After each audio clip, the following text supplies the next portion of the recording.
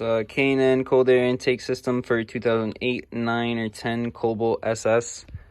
I already have mine in, so this is kind of just like a helpful hints video. You should just go to K&N's page, watch their instructional video. It covers everything that you need to know.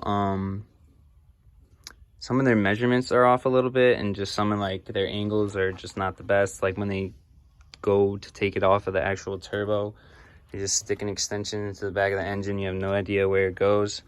So follow their page. They'll tell you disconnect all these master airflow sensor and your valves, and make sure you disconnect your battery. It's not so that you get shocked or anything. It's to reset your system's computer, because it's going to be trying to run off the stock box. So if you start it up when you didn't do that, the fuel trim's gonna be all messed up, and it's gonna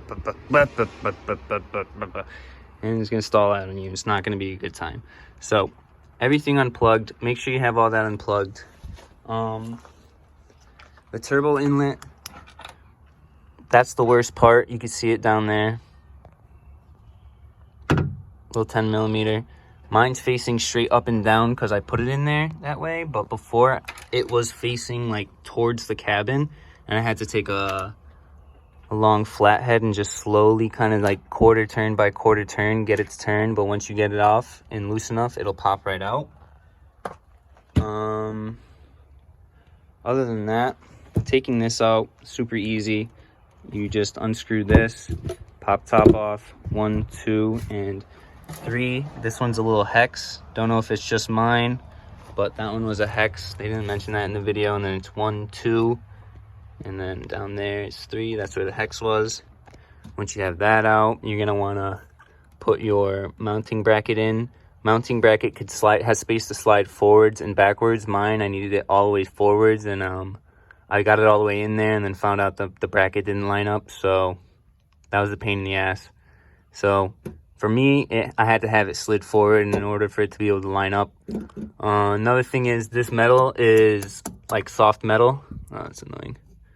This metal is soft metal, so it could be bent. And when you're putting the silicone tube on, make sure you don't tighten it too tight on the intake itself, because I did that and I got a little flat spot in the metal. I had to bang it out, but luckily it's easily bendable, so I was able to just bang it back out.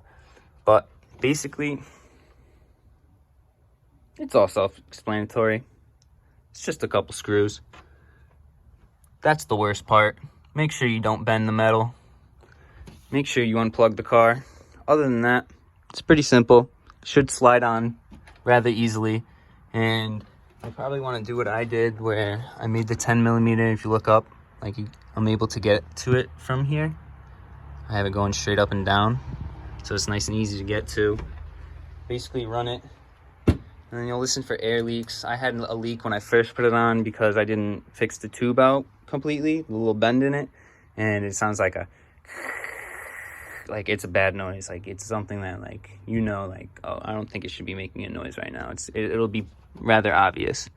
But for the most part, it's a simple installation. It's all pretty easy, but it's just small things that just get in the way. So that 10mm down there, installation bracket, and these deep sockets were a pain in the ass. But other than that, super easy to do. Makes it sound dope. Would recommend.